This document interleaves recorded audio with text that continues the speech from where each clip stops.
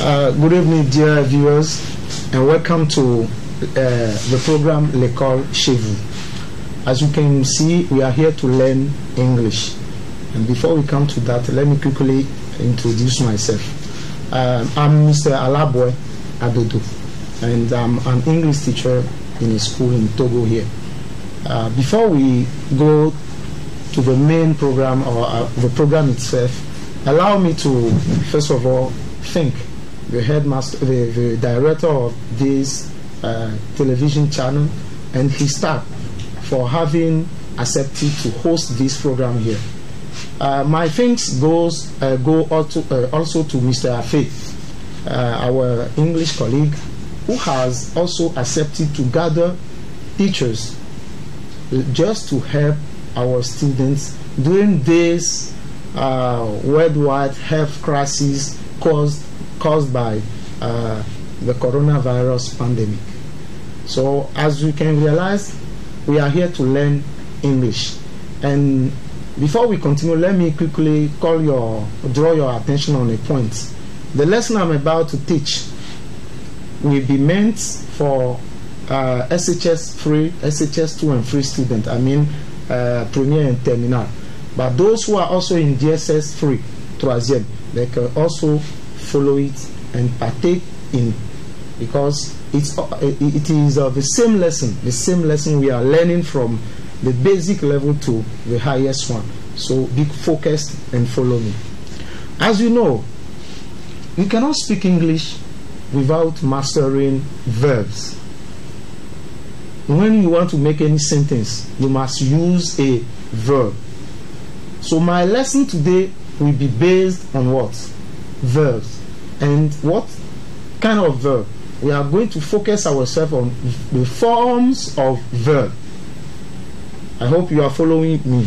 If it is so, let me quickly go straight to the point. Thank you. Let me write the title on the board. The title is English verb form. Is what we are going to learn. Now, in English we have two verb forms. We have what we call, the number one is the infinitive form. The infinitive form, and the second one is the ing form. So these are the two forms of infinitive we have. We have two types of infinitive.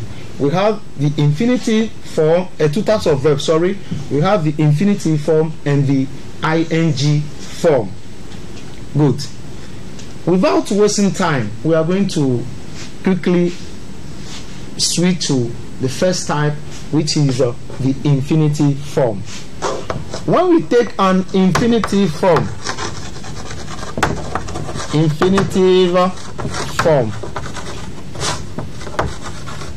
what is it? An infinitive form is just what? A non-finite verb. That means a verb that is not conjugated. We don't conjugate it. It is what we call infinitive form of a verb. And when we take the infinitive form, it is twofold. It means we have two forms of infinitive form. We have what we call the bare infinitive. The bare infinitive. And the second one is the full infinitive. The full infinitive. Now, what do they mean? A bare infinitive is just an infinitive without two. Infinitive without two. We don't add two to them. Is what we call bare infinitive. As far as full infinitive is concerned, it's just a verb that carries two. Let me just give you an example. It carries two. So, an example of full infinitive, we can say to play. We can also say to go. And at home you can try to give other examples. So we have to play, to go, to see, to watch, to eat, to dance, and so on and so forth. Now, when we remove to,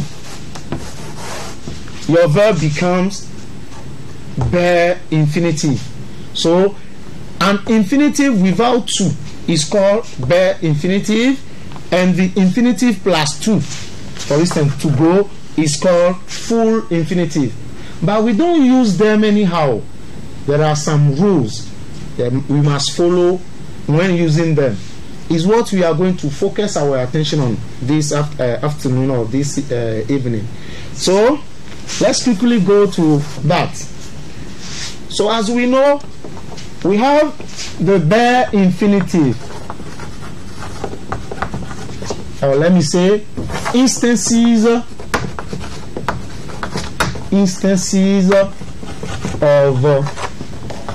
bare infinitive form.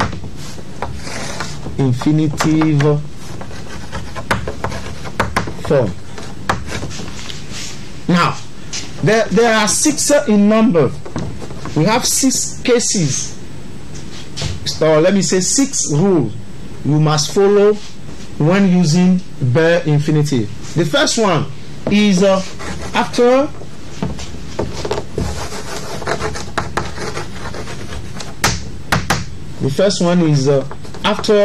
modal verb.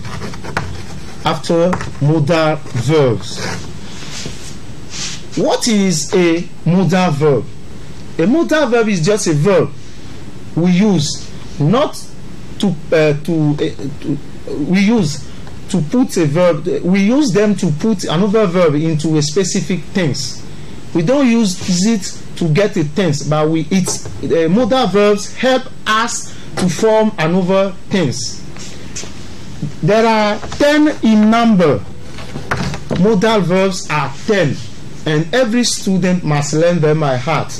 Let me give you just some examples. We have can, we have must, we have may, we have could. We don't say could. We have will, we have would. We don't say would. Don't pronounce the E, the L is a silence. We don't pronounce it. We also have what? Might. We have might. We have should. We have should. We have shall. We have ought to. Ought to.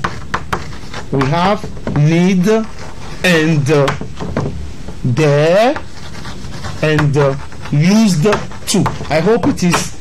I have written the 10. 1, 2, 3, 4, 5, 6, 7, 8, 9, 10, 11, 12, 13. Yes, there are 13 in number. Yes, excuse me, there are 13 in number. So these are the 13 modal verbs. Can I continue? I hope you are following me. Good.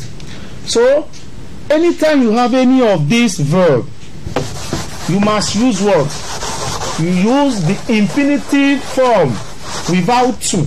You use the bare infinitive. Let me just give you an example. When you are asked, for instance, you are given this: she can to ride a bicycle. A bicycle.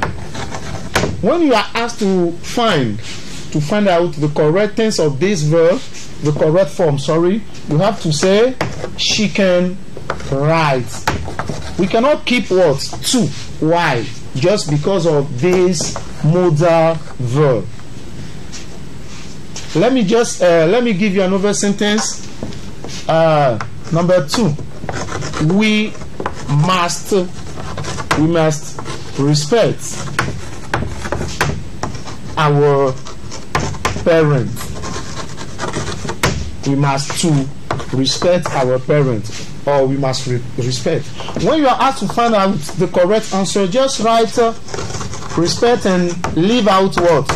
To, because modal verb are never followed by what? By to. They are always followed by an infinitive without to, except two modal verbs or to and use to. These two in or to has nothing to do with the following verb. No. So ought is always followed by to. Used is also followed by to. Now, when we come to need and dare, what we have to keep in mind here, needs and dare, they can also use as ordinary verb. Here they are used as what? Modal verb. But we can also use these two verbs as ordinary verb. Let me just give you an example that will help all of us. I hope you are following me. Good. Let me just show you the difference between the two. I mean, use as modal verb and use as ordinary verb. She doesn't need. She doesn't need to bite. To bite. And the second one, she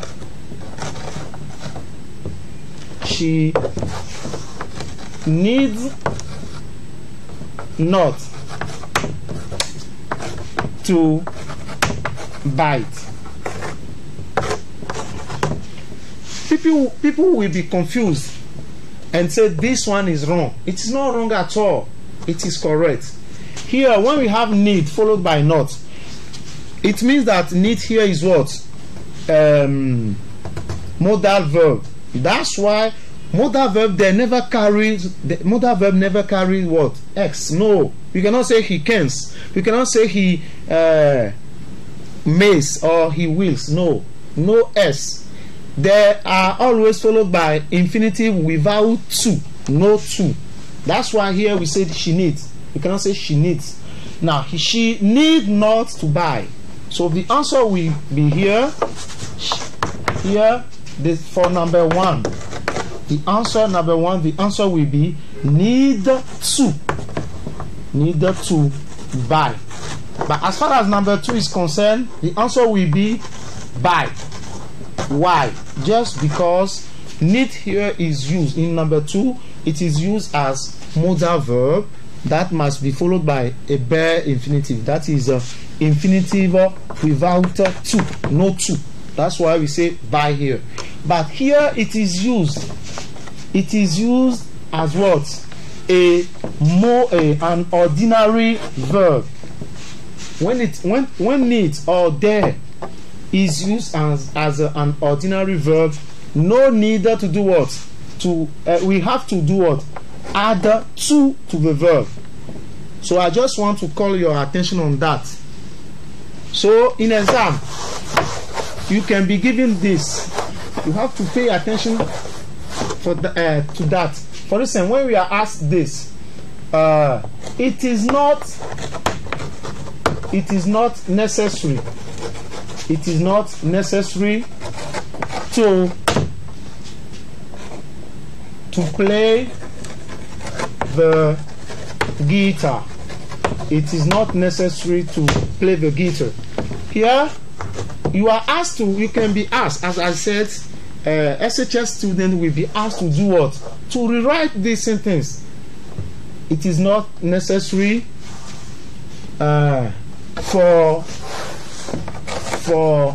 you, for instance, for you to play the guitar. So you may be asked to rewrite this sentence by beginning with you. What should be the answer? You have to focus on, pay attention to that. As soon as you have, it is necessary in the sentence. Need means it is not necessary. I say, okay, it is not, sorry, it is not. It is not. Need means it is not necessary. So when you are giving you, You can say you don't need to do what? To play, and you continue with the sentence, or you need not play. I hope you have got the difference. Now let's quickly move on. So, as I said earlier on, we use the bare infinitive, that is infinitive without to, after modal verbs, and we have listed the modal verb. Let's quickly go to the number 2. We also use infinitive without to after what? After the verb make, let, or help. So anytime you have any of these verbs, the following verbs must be what? Must be in must be a bare infinitive, that is an infinitive without to. Let me just give you an example. She made Paul to cry. She made Paul to cry. As we said, when we have make, your make and let must, or they must be followed by what? An object. Object. What is object in French is a complément. It is not objet, it is complément. Object in French is a complément d'objet. So your make, let, or help must be followed by what? An object and another verb. That is the case here. This is make in past, followed by the object Paul and your verb. But as we said, according to our rule, when we have the verb make, let, or help followed by an object, the following verb must be in infinitive without to. Must be an infinitive without to. So we have to say she made Paul cry. Is that clear for everybody? Can we move on? Very good. Now, that is the answer. Now, we can also do the same with let. We can say she let Paul go home. Don't say she let Paul to go home. It is wrong. She let Paul go home. She helps, or she helped John do his homework. But we come to the use of help. Now, when you are given such a verb, you must pay attention to what? Its voice. This is what? Active voice. What my colleague have just taught. Active voice. Why do we say that it is active voice here? Just because we have a subject plus a verb, a transitive verb plus an object. What is a transitive verb? A transitive verb is a verb that admits what? An object. For instance, when we say play, you must play something. When you say rain, it cannot rain something. So rain is not a transitive verb, but play is a transitive verb. I play football, but you cannot rain something. I hope you have understood that. Now, when it is in active voice, a passive voice, then your rule must change. First of all, you have to say Paul. Now the verb is in past, so you put your be in past, which means was, followed by the past participle of make, which is made. Paul was made. Then your infinitive without to will become infinitive plus to. So you have to say Paul was made to cry. When it is active voice, no to. When it is passive voice, the use of to is required. You need to use it. I hope it is clear. Can we move on now? Now let's quickly come back to, we are still on number 2. So let's quickly come back to helper. Helper is used, is twofold. It can be followed by to or without to for help. So let me give you an example. Peter helped me. We can say to learn is correct. You can also say help me learn is also correct. So as far as help is concerned, the two infinitive forms are welcome. None is wrong among them, between them. The two are correct. But as far as make or let is concerned, you must pay attention to the voice. When it is active voice, no to. When it is passive voice, you need to add to. Is that clear? Good. Let's quickly move to the third aspect, which is the use now of what? Perceptive verb. Perceptive verb, or we also say verbs of perception. Verbs of perceptions. Verbs of perception are see, hear,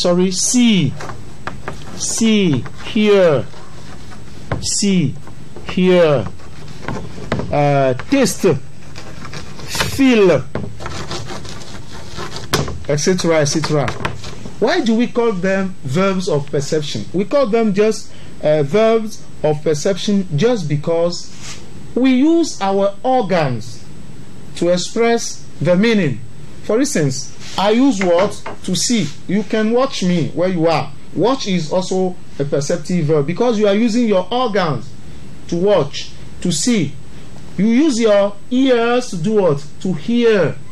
What I'm saying, wherever you are now, you must hear with your ears. Is a perceptive verb. You can use your nose to feel. Something is smelling, to smell. Or you can use your skin to do what? To feel again. I feel what? That this room is hot. Okay. You can also use your tongue to do what? To taste. For instance, when you are preparing a very good, tasteful soup, you can use your spoon and then you taste. You use your tongue. Is a perceptive verb. So when you have a perceptive verb followed by an object, the following verb must be an infinitive without to. No to. We are in the same field. We are learning the infinitive without to. Good. Let me just give you an example. I saw John to cross the road. I saw John to cross the road. Here we have what? See. Our see, which is put in what? Simple past followed by the object and another verb. As we said, anytime you have see, hear, taste, feel, and so on, watch, your following verb must do what? Must be in infinitive without to. No to. So we have to say, I saw John cross.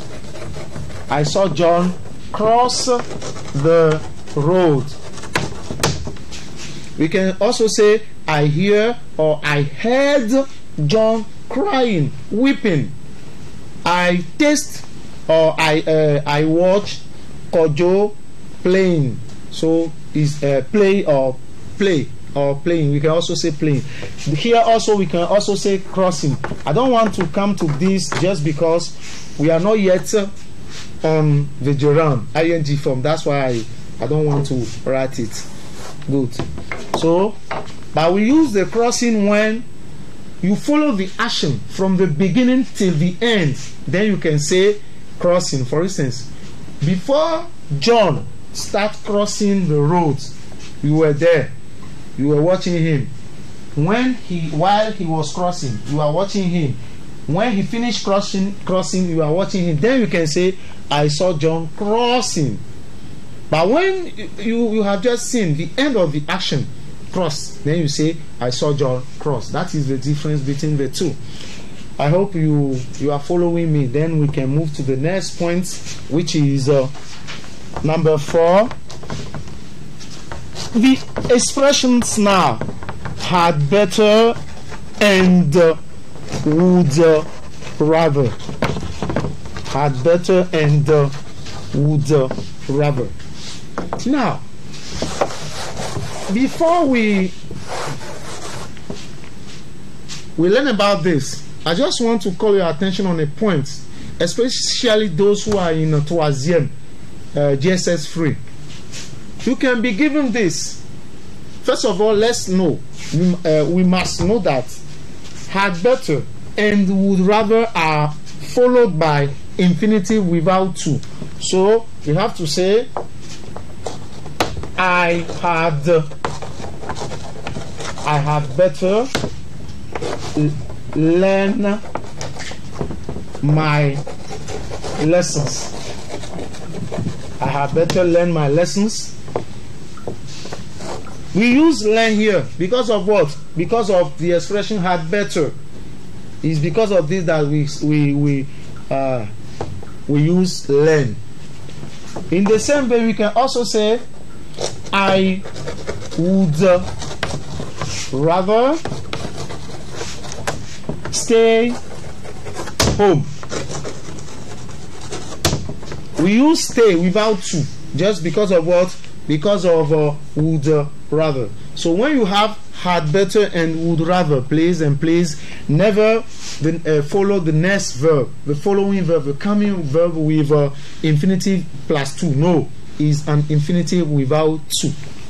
Now, let me just call or draw the attention of students of troisième, GSS 3. Their attention on these points. You may be asked in exam, your BPC, BPC, you may be asked to do what? To pick the correct answer, to write out, to sort out from these brackets the correct answer. Had better and would rather. Would rather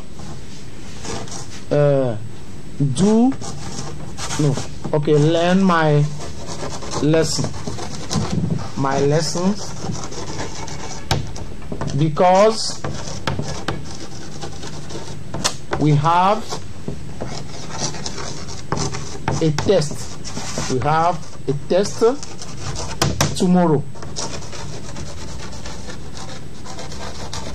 Now, this is a sentence that most of the time we ask students of GSS 3 to assume. When you are asked to pick, to find out or to write out the correct answer, what we need to do here is very simple. First of all, you must know what? You must know the meaning of had better and the meaning of would rather. Had better means what? It means we use it to express, to give what? To give an advice. An advice, conseil. And in French it means ferait mieux. It's just to give an advice. But would rather is used not to give an advice, but to do what? To show, to express a preference, a choice. You have two things. You say, please, or let me just give you a simple example. Then you will well understood it. When, for instance, you say, you ask your friend to follow you to for shopping, to go shopping. Once you are in the shop, you have found a very nice trousers. Very nice trousers. There are many. They are so nice. So you don't know which one to choose. What to do? What to do in that case? You can say the customer or the person, the seller is proposing you this one. You can say, oh no, excuse me, all of them are nice, but I would rather take this. It means you are expressing what? A choice. Is a choice. You express a choice. So you say, I would rather take this. But when you want to give an advice, okay, let's take this example. We are experiencing a very bad situation, let me say, health crisis all over the world nowadays. And the government has decided that no one should go outside after 8 p.m. You check your time, you realize that it's almost, or it is 7 p.m. You say, or you want to, you are in your house and your friend pays you a visit. What should you tell that person? You should tell the person that, please, it's almost 8 p.m. You had better go home, because you are sure that if the person is still outside after 8 o'clock, either he will be arrested by the police or he will be beaten by the police. So to avoid that, you are advising the person to do what? To go home before 8. So then you have to say, I had better. Is that clear? So that is the way we use had better and would rather. So the answer here should be what? Try it at home. Yeah, I'm waiting for you. I know that I'm not forcing you to give me the answer now, but you have to try it by yourself at home. So the answer here should be what? I had better. Why? Just because you have a test. If you don't learn, you will fail. Now, it is not good to fail. That's why I am advising you to learn your lesson. So let's quickly summarize this. We use had better and would rather are always followed by infinitive without to.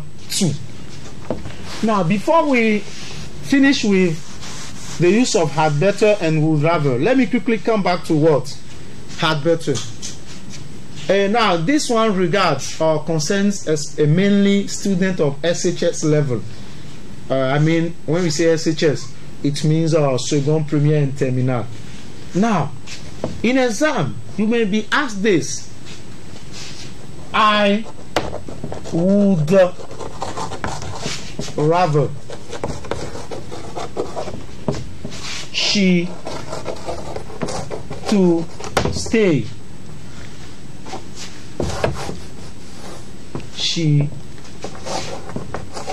to stay at home.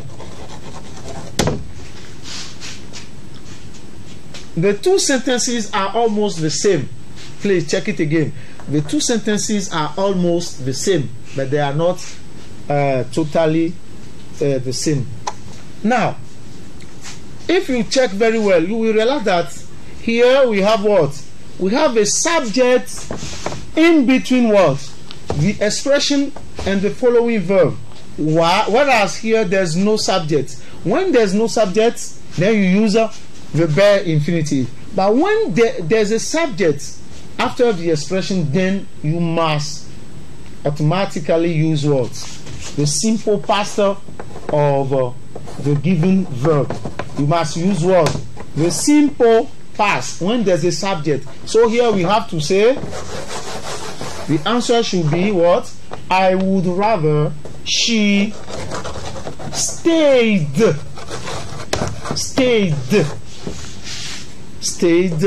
at home. Because of what?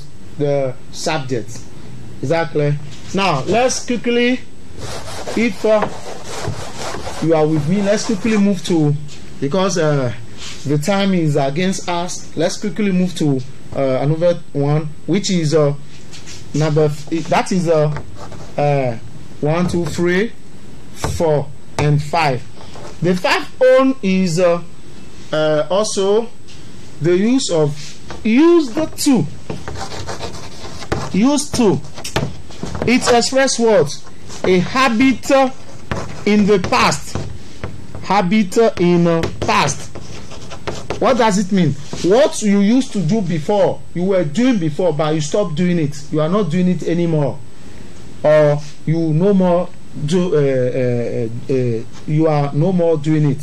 For instance, used to must be followed by infinitive without to. No to. No to. The verb itself. Why? Just because of used to. Let me just give you this example. Sheila used to, for instance, to wet the mat. The mat when she was a child. So the action of wetting the mat is not for today. It is not taking place right now. It took place in the past. So Sheila used to wet the mat. To wet. The mat is a lanat. So mouiller lanat ou bien uriner. So Sheila used to wet the mat when she was a child. Now Sheila grows up. She's now an adult. So I'm not sure that she can continue being wetting the mat. So used to here is used to express a past, an action taking place in the past. We can replace it by would. That is the same thing. So Sheila used to, the answer should be wet the mat. Sheila used to wet the mat. So that is the use of that one. The last one is the use of, let me quickly continue. The use of preposition or word like than, but, and except. When you have all these words followed by another verb, don't use any form apart from an infinitive without to. Example: she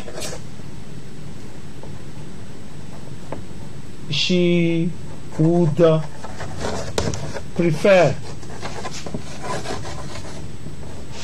to sleep than, excuse me, to sleep than go out. Because of than, you must use go, infinitive without to. But he learns,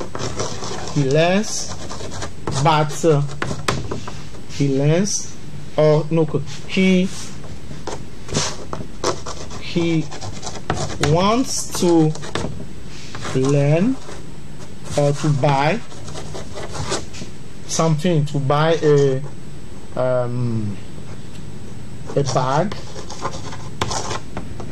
but have no money. The sentence is it is not in connection with what I use here, but what you have to keep in mind when you have but, except, use the infinitive without to. That's all.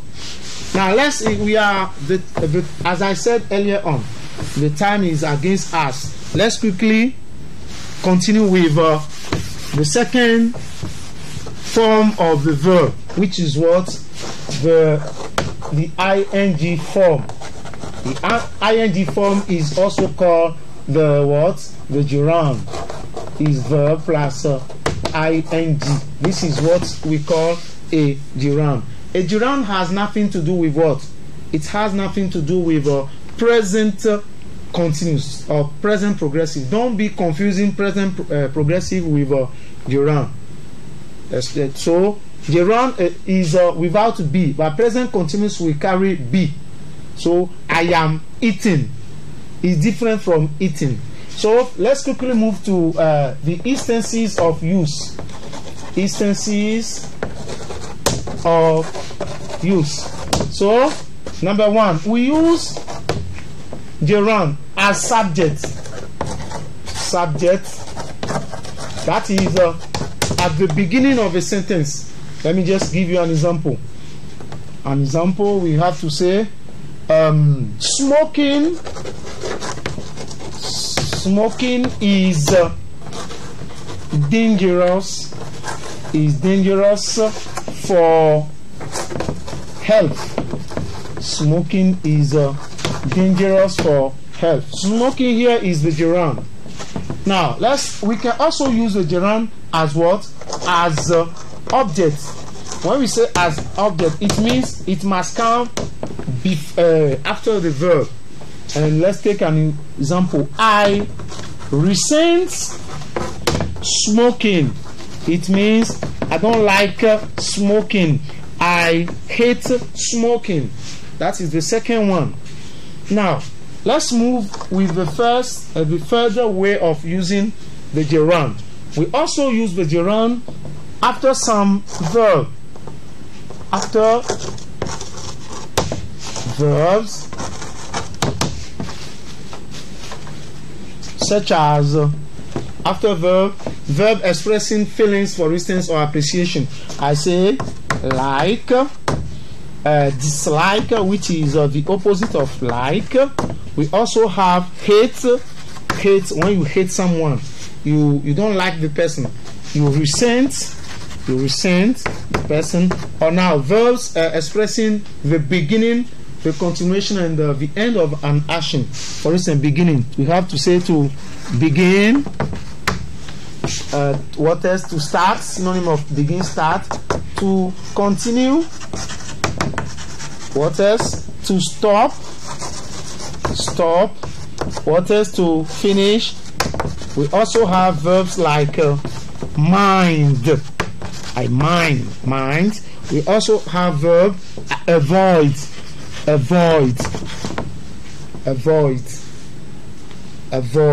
We also have verb suggest.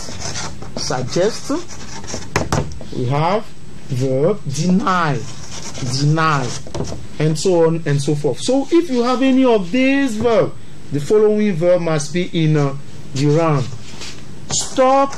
Example. Stop talking. Stop talking. Stop talking. The headmaster is coming. Stop talking. The headmaster is coming. But do not forget that there are some verbs here in this group, like stop. We also have verb to remember, to forget. All of them are used with the gerund. But stop, for instance, can also be used with an infinitive plus to. In that case, the action is to. In twofold. For instance, when I say stop talking, is only a single action. Stop talking is a single action. But when I say stop to talk, I stop to talk with the headmaster. I stop to talk with the headmaster. Good. So we have to learn all of that. Unfortunately, as I said earlier on, the time is against us. But let's quickly move on. Good. Let's continue with the fourth case of using the gerund. We use gerund after what? After prepositions. All the prepositions except one. All the prepositions except one. That preposition is what? To. Except two.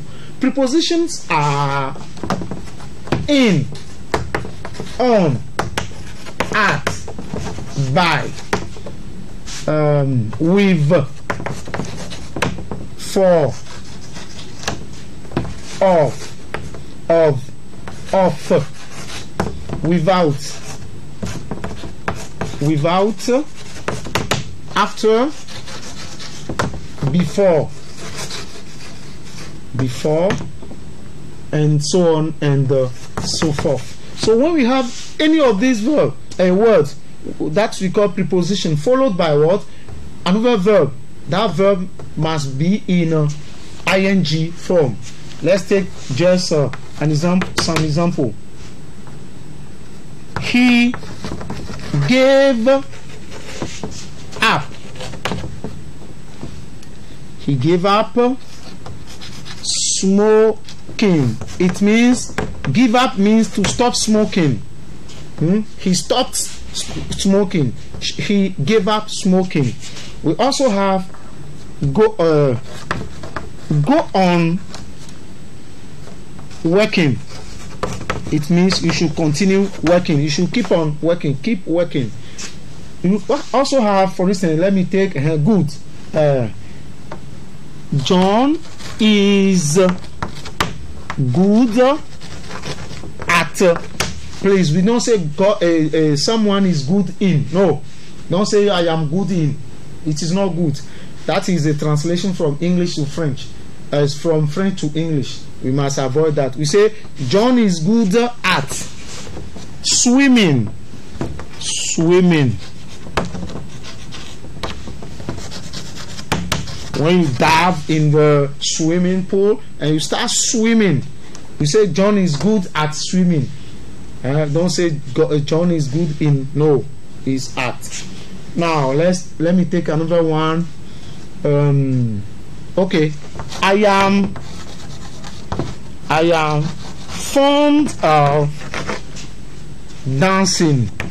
I am fond of dancing. It means I like dancing too much. I like it too much. I'm fond of that. So here are some examples of the use of gerund after preposition. The last one, but not the least, is the use of ing form after expressions. After some expressions, we must use the gerund. The first one we all know is look forward to. We use it in letters, especially formal letter. When you are writing a formal letter, by the end of the letter you can say, I'm looking forward to hearing from you very soon. So look forward to hearing, ing. We also have it is no use. It's no good. It's worth. We have can't help. We have can't help, or can stand. And we have be used to. I will quickly come back on these two. I will quickly explain it before we move on. Can't help, and can stand. As we said, they are also followed by an ing form. But you must know that as far as for a student of, as I said, SHS2, they must keep in mind that can't help is used to express what you cannot abstain, you cannot prevent yourself from doing. You are trying. For instance, we are here, or you are at home where you are now, and you realize that someone pays you a visit, and the person is a gogoligo. What should be your reaction? I'm sure that you start laughing. Even if gogoligo is crying, you will be laughing because all his attitudes looks like someone who is all the time laughing. So you will see that you prevent yourself, or you are at home after raining. There's a puddle on the floor, on the ground, and an old person who is passing doesn't take care, and he falls down. What should be your reaction? You will not like to laugh, but you cannot hold yourself. You start laughing. So you say, "Oh, mommy, excuse me. I cannot help I can't help laughing." You can't help laughing.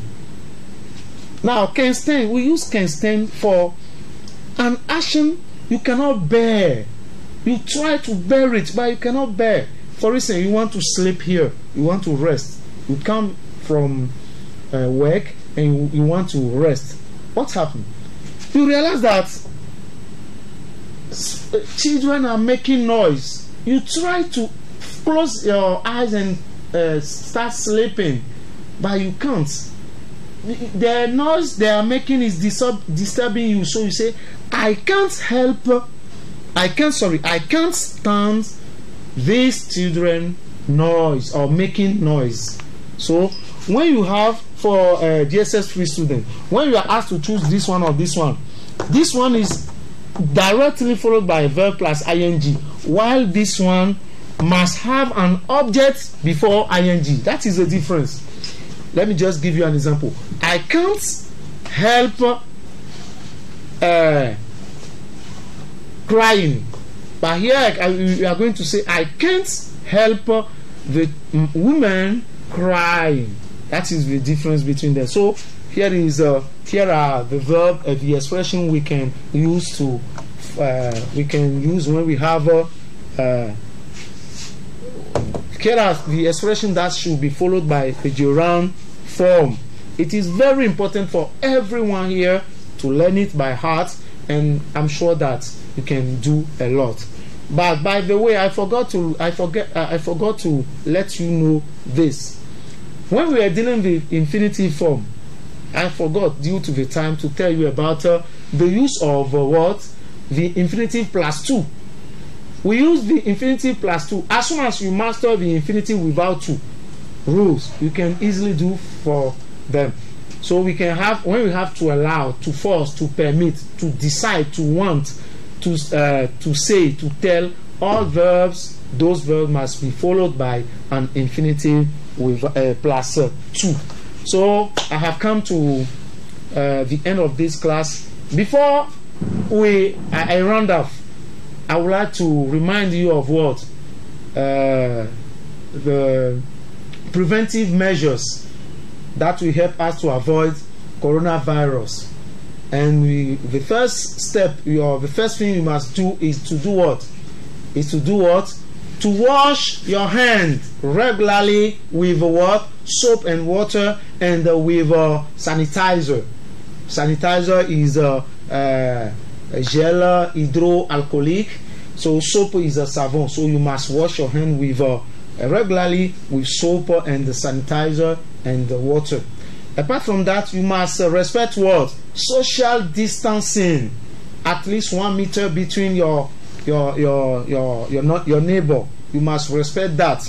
The third one, you must wear your nose or face mask. It's very important. You must wear it.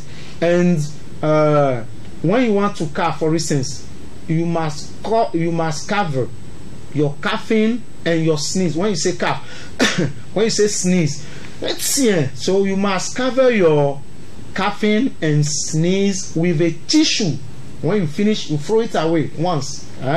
Or you must use the inner elbow or the inside elbow of your hand. That it means you must use the inner elbow like this, calf. Okay, so you must respect all that. Also, you must keep unwashed hand away from what? From your nose, from your mouth, from your eyes. I mean from your mouth, to avoid coronavirus. And the most important one, as soon as all schools in Togo are closed, you are locked down, you must do what? Stay at home. It's only by respecting all these measures, all these preventive measures, that we can do what? We can avoid catching coronavirus. Thank you for watching this wonderful program. If you have any question before I round off, please let me quickly give my phone number. Excuse me, time is against us. My phone number is 925023 and 50. This is my phone number. If you have any question, any critics, anything you want to ask me, you are welcome. My phone is for you. You can call me at any time and you hear from me. Thank you for watching again this station, and take care. Bye bye. See you next time. Thank you.